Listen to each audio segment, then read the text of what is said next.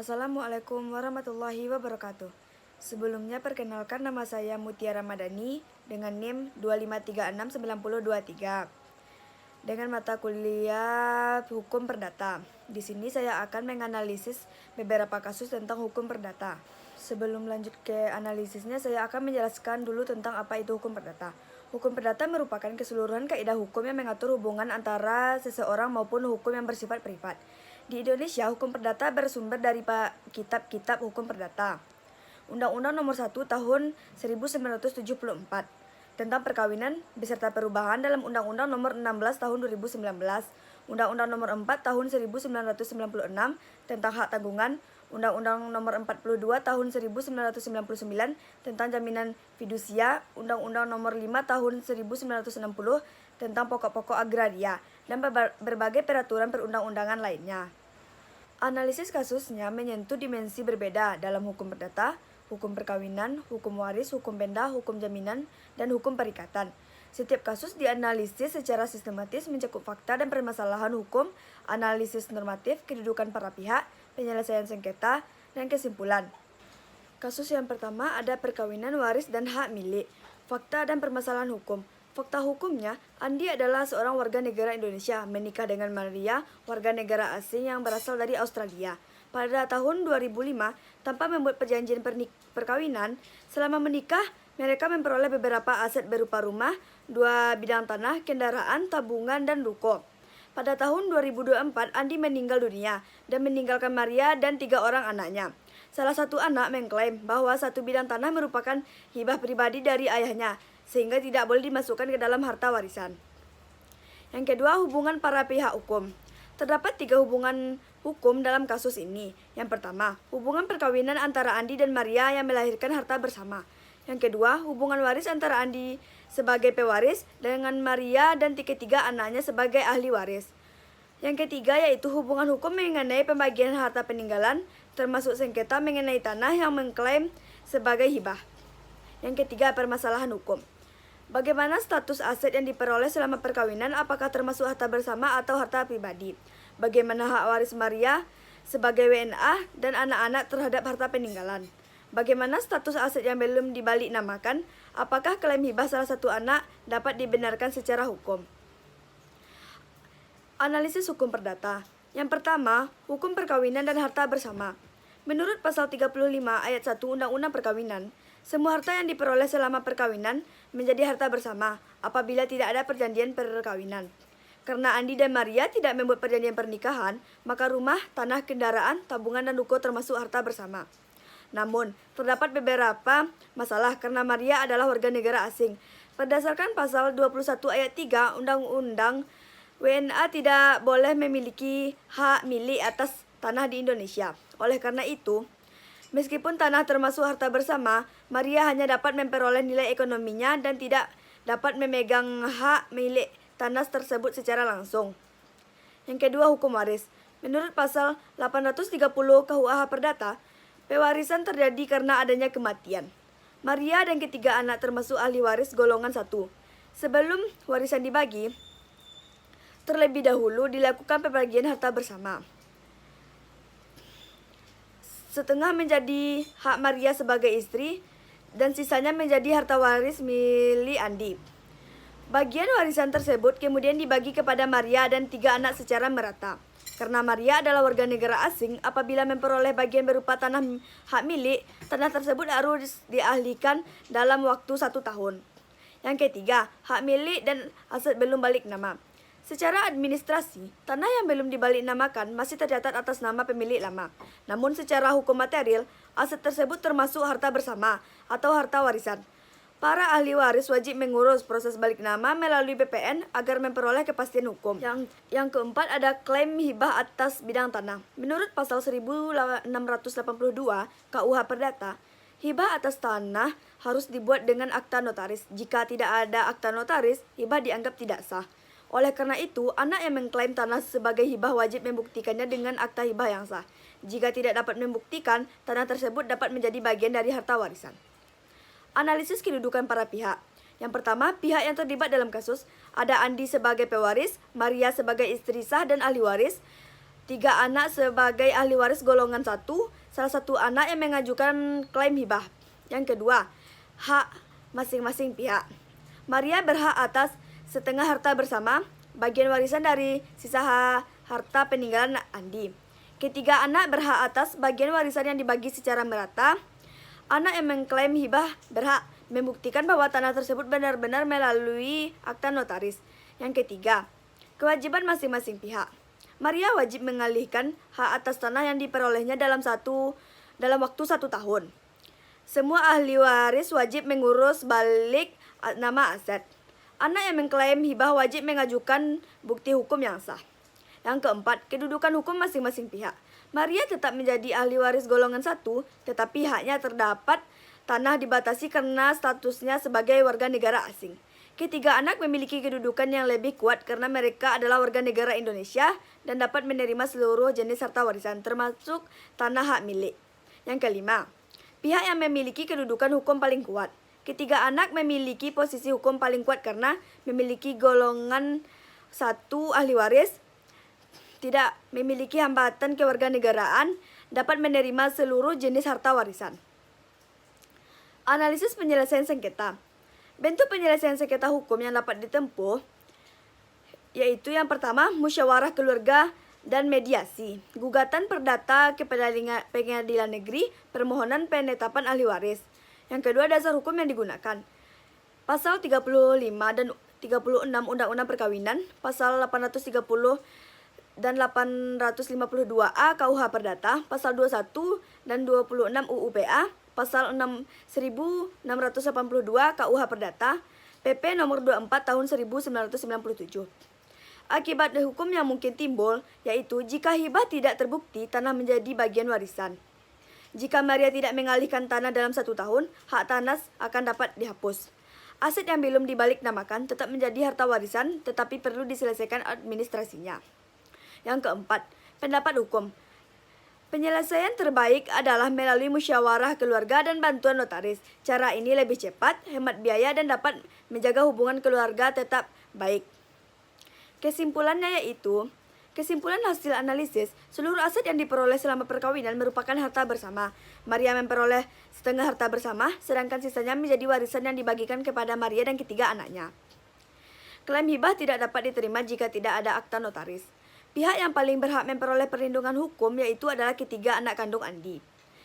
Alasan hukum yang mendasarinya yaitu pasal 35 Undang-Undang Perkawinan mengatur harta bersama, pasal 852 KUH Perdata menempatkan anak sebagai ahli waris golongan 1, pasal 21 UU PA membatasi kepemilikan tanah atas warga negara asing, pasal 1682 KUH Perdata mensyaratkan akta notaris untuk hibah tanah. Kasus yang kedua yaitu jual beli tanah, bezit, dan wan prestasi. Fakta dan permasalahan hukum. Fakta hukumnya yaitu Budi menjual sebidang tanah kepada Andi melalui perjanjian tertulis dengan harga 600 juta. Andi telah membayar lunas harga tanah tersebut. Namun, setelah menerima pembayaran, Budi tidak menyerahkan sertifikat tanah dan juga tidak mengurus proses balik nama kepemilikan tanah kepada Andi. Beberapa bulan kemudian, Budi justru menjual tanah yang sama kepada orang lain dengan harga yang lebih tinggi. Selain itu, ada pihak lain yang sudah lama menguasai dan mengelola tanah tersebut serta mengaku sebagai pemilik yang sah. Yang kedua, hubungan hukum para pihak. Dalam kasus ini terdapat 3 hubungan hukum utama. Yang pertama, hubungan jual beli antara Budi sebagai penjual dan Andi sebagai pembeli berdasarkan perjanjian tertulis. Hubungan hukum antara Budi dan pembeli kedua akibat adanya penjualan tanah yang sama untuk kedua kalinya. Hubungan hukum antara pihak yang menguasai tanah dengan objek tanah berdasarkan penguasa atau bezit yang telah berlangsung lama. Permasalahan hukumnya, apakah perjanjian jual beli antara Budi dan Andi sah menurut hukum? Bagaimana status kepemilikan tanah yang belum dibuatkan AJB dan belum dibaliknamakan? Bagaimana kedudukan pihak yang telah lama menguasai tanah tersebut? Bagaimana tanggung jawab Budi atas wan prestasi dan penjualan ganda? Analisis hukum perdata. Yang pertama, hukum perjanjian dan keabsahan jual beli. Menurut pasal 1320 KUH Perdata, suatu perjanjian dianggap sah apabila memenuhi 4 syarat. Yang pertama, adanya kesepakatan para pihak cakap hukum, ada objek yang jelas, memiliki sebab yang halal. Dalam kasus ini, seluruh syarat tersebut telah terpenuhi sehingga perjanjian jual beli antara Budi dan Andi sah secara hukum. Namun, dalam hukum agraria Indonesia, jual beli tanah dianggap belum memindahkan hak milik apabila hanya dibuat dalam bentuk perjanjian biasa. Peralihan hak milik harus dilakukan melalui akta jual beli di hadapan PPAT, pendaftaran dan balik nama di BPN. Artinya, perjanjian tersebut hanya melahirkan hak dan kewajiban antara para pihak, hak perorangan, tetapi belum memindahkan hak milik atas tanah. Yang kedua, wan prestasi. Wan prestasi adalah keadaan ketika seseorang tidak memenuhi kewajibannya sebagaimana yang telah diperjanjikan. Budi dapat dikatakan melakukan wan prestasi karena tidak menyerahkan sertifikat tanah kepada Andi, tidak mengurus proses balik nama, tidak menjual kembali tanah yang sama kepada pihak lain. Tindakan tersebut tidak hanya termasuk wan prestasi berdasarkan pasal 1243 KUH Perdata, tetapi juga dapat dikategorikan sebagai perubahan melawan hukum PMH. Berdasarkan pasal 1365 KUH Perdata, karena dirugikan, Andi berhak menuntut ganti rugi atas kerugian yang nyata dialami, ganti rugi atas keuntungan yang seharusnya diperoleh tetapi hilang akibat tindakan Budi. Bezit dan penguasaan pihak ketiga. Bezit adalah keadaan ketika seseorang menguasai suatu benda seolah-olah benda tersebut miliknya. Dalam kasus ini, pihak yang telah lama menguasai dan mengusahakan tanah memiliki posisi sebagai beziter, pemegang bezit. Penguasa tersebut memberikan perlindungan hukum sementara, namun penguasaan fisik saja tidak otomatis menjadikan seseorang sebagai pemilik tanah. Apabila pihak tersebut dapat membuktikan bahwa satu, menguasai tanah selama 20 tahun dengan itikat baik dan dengan dasar hak yang sah, atau menguasai tanah selama 30 tahun tanpa dasar hak, maka ia dapat mengajukan pengakuan hak milik melalui mekanisme daluarsa akuisitif. Analisis kedudukan para pihak. Pihak-pihak yang terlibat yaitu Andi sebagai pembeli yang telah melunasi pembayaran, Budi sebagai penjual, pembeli kedua yang membeli tanah dari Budi, pihak yang telah lama menguasai tanah. Hak masing-masing pihak. Andi berhak atas penyelesaian AJB dan proses balik nama, pembatalan perjanjian beserta pengembalian uang dan ganti rugi apabila perjanjian tidak dapat dilaksanakan. Budi berhak atas, pada dasarnya, memiliki hak yang dapat dipertahankan setelah menerima pembayaran penuh tetapi tidak melaksanakan kewajibannya. Pembeli kedua berhak atas perlindungan hukum apabila terbukti membeli tanah dengan itikat baik dan tidak mengetahui adanya transaksi sebelumnya. Penguasa tanah berhak atas mengajukan pengakuan hak apabila memenuhi syarat daluarsa. Yang ketiga, kewajiban masing-masing pihak. Budi wajib menyelesaikan AJB dan balik nama, mengembalikan uang serta membayar ganti rugi apabila perjanjian dibatalkan. Andi wajib mengikuti seluruh prosedur hukum pertahanan yang berlaku. Pembeli kedua wajib mengembalikan tanah apabila terbukti membeli dengan itikat buruk. Yang keempat, kedudukan hukum masing-masing pihak. Andi berkedudukan sebagai pembeli yang sah dan dapat dirugikan. Budi berkedudukan sebagai pihak yang melakukan wan prestasi. Pembeli kedua memiliki posisi yang bergantung pada atau tidaknya itikat baik. Penguasa tanah berkedudukan sebagai pemegang bezit yang perlindungannya bergantung pada bukti penguasa tanah.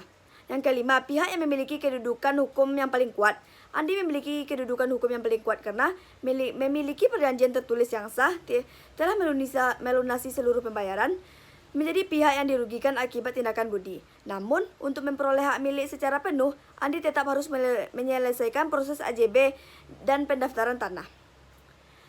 Analisis penyelesaian sengketa. Yang pertama, bentuk penyelesaian hukum yang dapat ditempuh, negosiasi dan somasi. Andi dapat mengirimkan somasi kepada Budi agar memenuhi kewajibannya dalam jangka waktu tertentu. Gugatan wan prestasi. Jika somasi tidak diindahkan, Andi dapat mengajukan gugatan wan prestasi ke pengadilan negeri.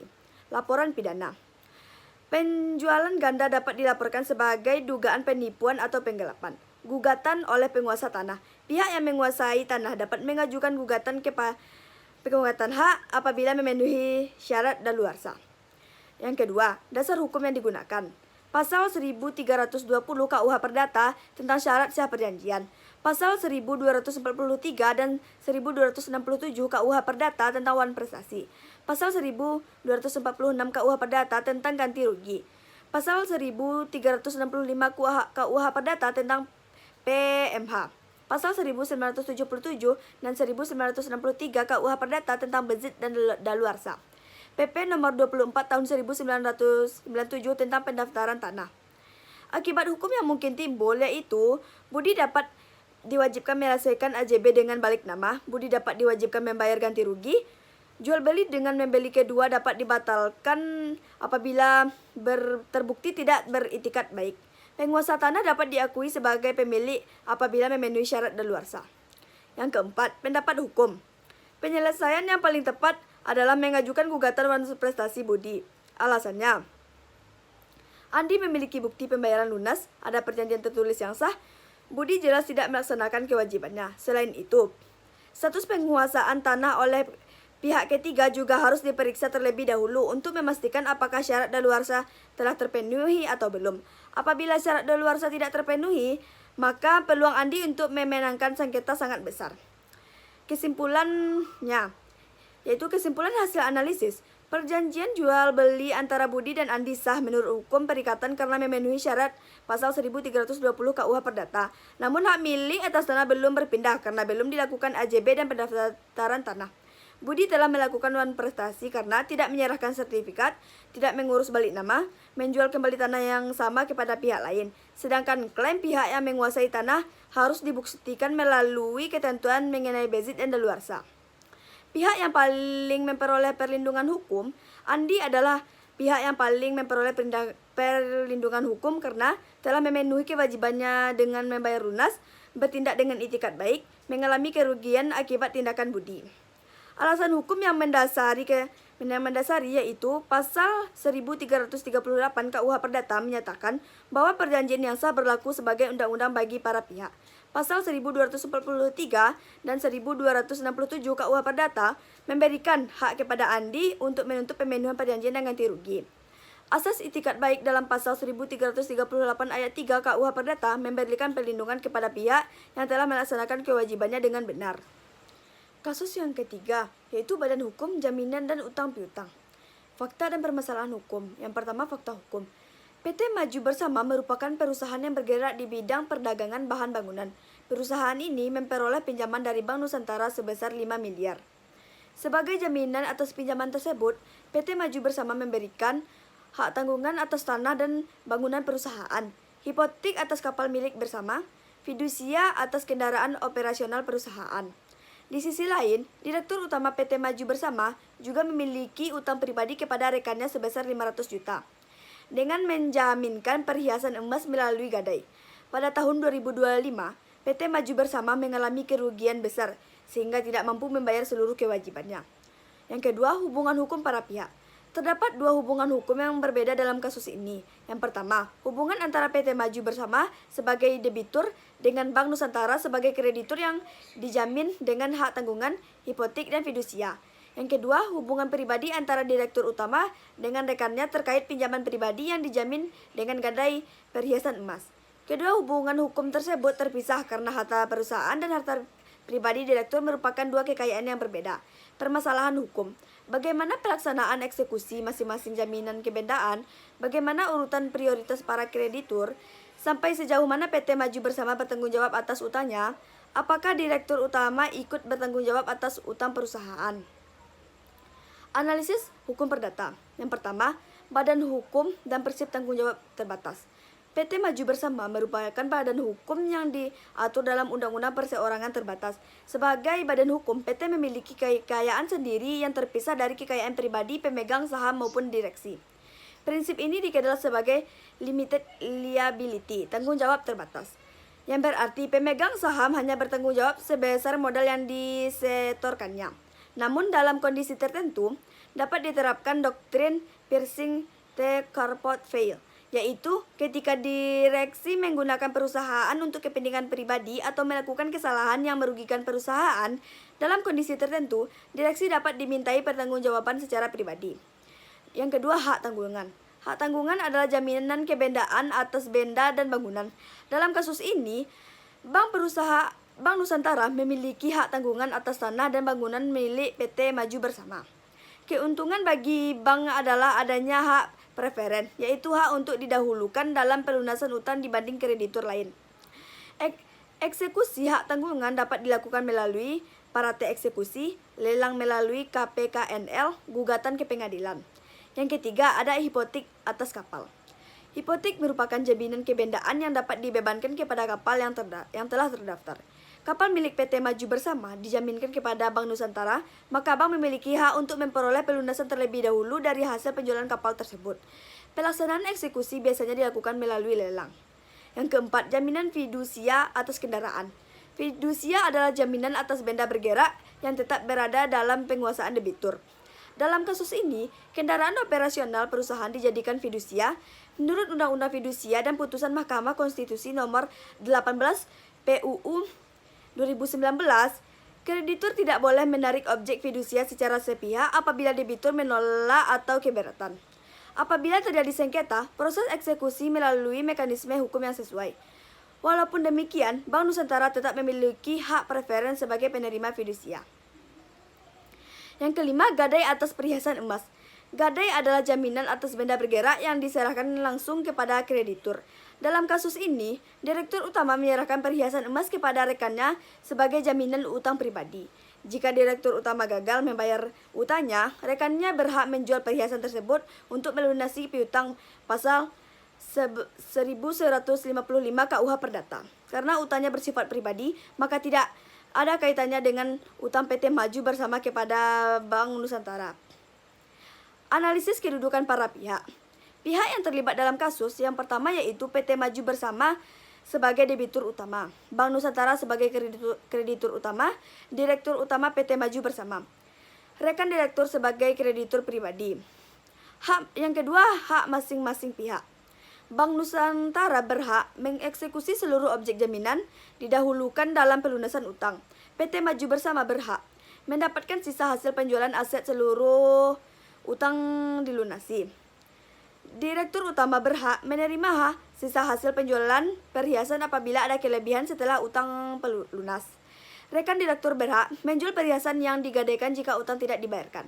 Yang ketiga, kewajiban masing-masing pihak. PT Maju Bersama wajib melunasi utang kepada Bank Nusantara, menyerahkan objek jaminan apabila gagal membayar. Bank Nusantara wajib melaksanakan eksekusi sesuai prosedur hukum. Direktur utama wajib melunasi utang pribadinya kepada rekan. Rekan direktur wajib menjalankan eksekusi gadai sesuai ketentuan hukum. Yang keempat, kedudukan hukum masing-masing pihak. Bank Nusantara berkedudukan sebagai kreditur separatis, yaitu kreditur yang memiliki hak eksekusi langsung atas jaminan. PT Maju Bersama berkedudukan sebagai debitur yang bertanggung jawab sebatas harta persamaan. Direktur utama pada prinsipnya tidak bertanggung jawab atas utang perusahaan, kecuali terbukti melakukan kesalahan atau penyalahgunaan jabatan. Rekan direktur berkedudukan sebagai kreditur atas utang pribadi direktur utama. Yang kelima, pihak yang memiliki kedudukan hukum paling kuat. Bank Nusantara memiliki posisi hukum paling kuat karena memegang 3 jenis jaminan kebendaan sekaligus, memiliki hak preferen, berkedudukan sebagai kreditur separatis yang dapat mengeksekusi jaminan secara langsung. Analisis penyelesaian sengketa. Yang pertama, bentuk penyelesaian hukum yang dapat ditempuh. Restrukturisasi utang. PT Maju Bersama dan Bank Nusantara dapat melakukan negosiasi untuk menjadwalkan ulang pembayaran utang. Eksekusi jaminan. Jika restrukturisasi gagal, Bank Nusantara dapat mengeksekusi seluruh jaminan sesuai prosedur yang berlaku. PKPU, penundaan kewajiban pembayaran utang.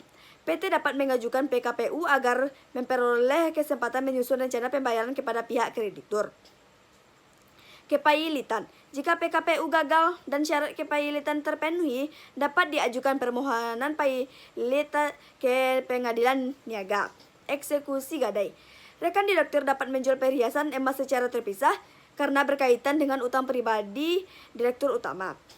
Yang kedua, dasar hukum yang digunakan. Undang-Undang Nomor 40 Tahun 2007 tentang Perseorangan Terbatas, Undang Nomor 4 Tahun 1996 tentang Hak Tanggungan, KUH Perdata, dan Undang-Undang Nomor 17 Tahun 2008 tentang Pelayaran. Undang-Undang Nomor 42 Tahun 1999 tentang Fidusia, Putusan MK Nomor 18 PPU 2019, Pasal 1100 1150 sampai 1160 KUH Perdata tentang gadai, Undang-Undang Nomor 37 Tahun 2004 tentang kepailitan PKPU. Akibat hukum yang mungkin timbul yaitu, jika hasil eksekusi cukup, seluruh utang kepada Bank Nusantara dapat dilunasi. Jika hasil eksekusi tidak cukup, Bank Nusantara dapat menjadi kreditur konkuren atas sisa piutangnya.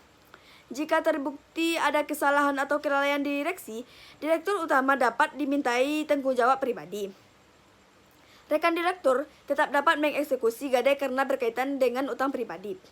Yang keempat, pendapat hukum, yaitu penyelesaian paling tepat. Penyelesaian paling tepatnya yaitu tergantung pada kondisi aset perusahaan.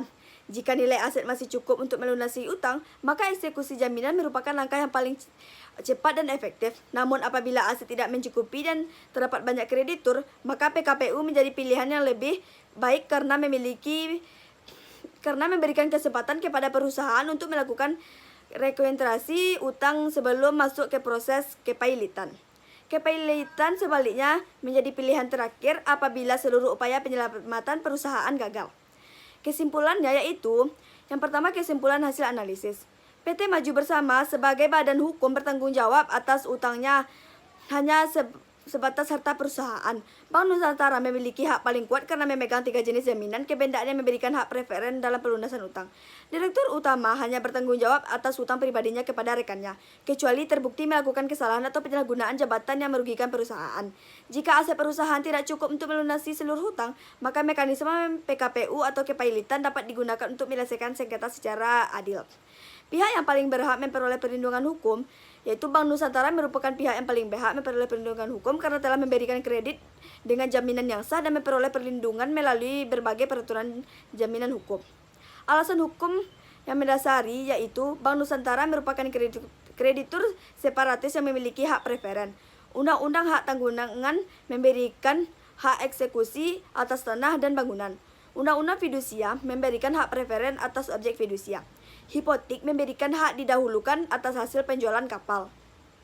Keterkaitan materi hukum perdata dalam ketiga kasus. Kasus pertama, keterkaitan hukum perkawinan, hak milik, dan hukum waris. Kasus pertama menunjukkan bahwa hukum perkawinan, hukum waris, hukum benda, dan hukum perjanjian saling berkaitan dalam praktik hukum perdata. Awalnya, hubungan hukum muncul dari perkawinan antara Andi dan Maria. Karena tidak ada perjanjian perkawinan, maka seluruh harta yang diperoleh selama perkawinan menjadi harta bersama sesuai pasal 35 Undang-Undang Perkawinan. Ketika Andi meninggal dunia, persoalan tidak lagi hanya berkaitan dengan perkawinan, tetapi juga masuk ke dalam hukum waris.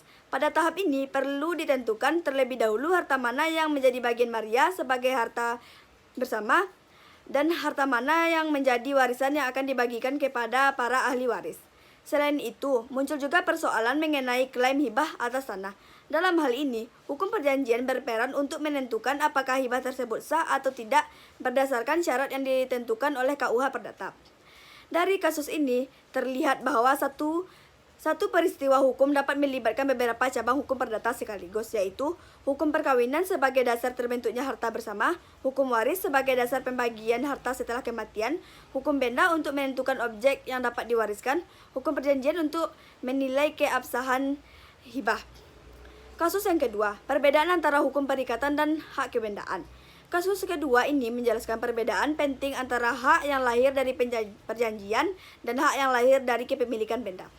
Perjanjian jual beli antara Budi dan Andi memang sah menurut hukum perikatan. Dari perjanjian tersebut muncul hak bagi Andi untuk menuntut agar Budi menyerahkan tanah dan menyelesaikan proses balik nama. Namun hak yang lahir dari perjanjian belum otomatis menjadikan Andi sebagai pemilik tanah. Dalam hukum agraria Indonesia, hak milik baru berpindah apabila telah dibuat AJB dan dihadapkan PPAT dan didaftarkan ke BPN. Masalah semakin rumit karena Budi melakukan penjualan ganda kepada pihak lain. Akibatnya muncul persoalan wan prestasi dan bahkan dapat dikategorikan sebagai perbuatan melawan hukum.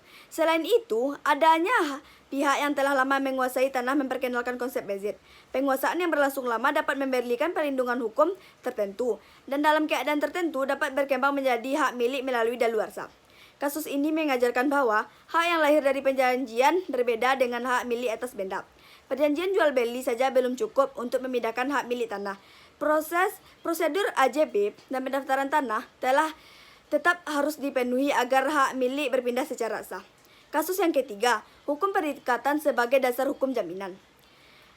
Kasus ketiga menunjukkan bahwa hukum jaminan sebenarnya berasal dari adanya hubungan perikatan terlebih dahulu. Hubungan hukum dimulai dari perjanjian kredit antara PT Maju Bersama dan Bank Nusantara. Karena adanya perjanjian kredit tersebut, kemudian lahirlah berbagai bentuk jaminan seperti hak tanggungan, hipotek, fidusia, dan gadai. Semua jaminan tersebut bersifat aksesorir atau mengikuti perjanjian pokok. Artinya, jika tidak ada perjanjian kredit, maka tidak akan ada jaminan kebendaan. Dalam kasus ini juga terlihat peran hukum badan hukum PT sebagai badan hukum memiliki kekayaan sendiri yang terpisah dari kekayaan pribadi direksi maupun pemegang saham. Oleh karena itu, utang perusahaan pada dasarnya menjadi tanggung jawab perusahaan, bukan tanggung jawab pribadi direksi. Dari kasus ini dapat dipahami bahwa hukum perikatan melahirkan kewajiban pembayaran utang, hukum jaminan memberikan perlindungan kepada kreditur, hukum menentukan siapa yang bertanggung jawab atas utang tersebut. Materi hukum perdata yang paling utama dari keseluruhan kasus yaitu, dari ketiga kasus yang telah dianalisis dapat disimpulkan bahwa hukum perjanjian atau hukum perikatan merupakan materi yang paling penting dan menjadi dasar dari seluruh pembahasan. Pada kasus 1, keberadaan atau tidak adanya perjanjian perkawinan mempengaruhi status harta bersama dan pembagian warisan. Selain itu, hibah juga dinilai berdasarkan aturan hukum perjanjian. Pada kasus 2, sengketa muncul karena adanya perjanjian jual beli yang tidak dilaksanakan dengan baik sehingga menimbulkan waran prestasi.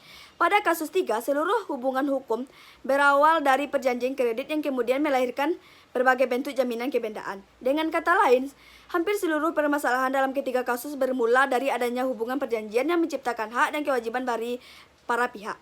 Hukum perjanjian mengatur bagaimana suatu hubungan hukum lahir, bagaimana hak dan kewajiban para pihak terbentuk, bagaimana akibat hukum apabila kewajiban tidak terpenuhi, bagaimana penyelesaian sengketa dilakukan ketika terjadi pelanggaran.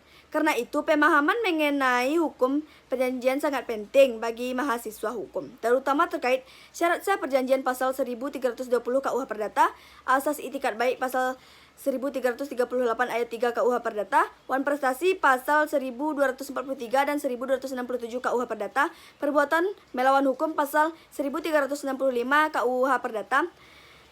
Materi-materi tersebut menjadi fondasi utama untuk memahami berbagai cabang hukum perdata lainnya, seperti hukum perkawinan, hukum waris, hukum benda, hukum jaminan, maupun badan hukum lainnya. Sebagai penutup, dari ketiga kasus yang telah dianalisis, dapat dipahami bahwa hukum perdata memiliki ruang lingkup yang sangat luas dan setiap bidang hukumnya saling berkaitan. Kasus pertama menunjukkan hubungan antara hukum perkawinan, waris, dan hak milik. Kasus kedua menegaskan pentingnya memahami perbedaan antara hak yang lahir dari perjanjian dan hak kebendaan serta akibat hukum dari wan prestasi. Sementara itu, kasus ketiga memperlihatkan peran badan hukum, jaminan kebendaan, dan tanggung jawab para pihak dalam hubungan hutang piutang. Melalui analisis ini dapat disimpulkan bahwa hukum perjanjian dan hukum perikatan merupakan dasar yang paling penting karena menjadi awal lahirnya hak dan kewajiban para pihak dalam berbagai hubungan hukum perdata. Oleh karena itu, pemahaman yang baik terhadap prinsip-prinsip perjanjian, itikat baik, wan prestasi, dan perbuatan melawan hukum sangat diperlukan untuk memahami serta menyelesaikan berbagai permasalahan hukum perdata dalam praktik. Demikian pemaparan hasil analisis kasus hukum perdata ini. Semoga pemahamannya yang telah saya sampaikan dapat menambah pemahaman mengenai penerapan teori hukum perdata dalam kehidupan nyata. Atas perhatian dan kesempatan yang diberikan, saya ucapkan terima kasih. Assalamualaikum warahmatullahi wabarakatuh.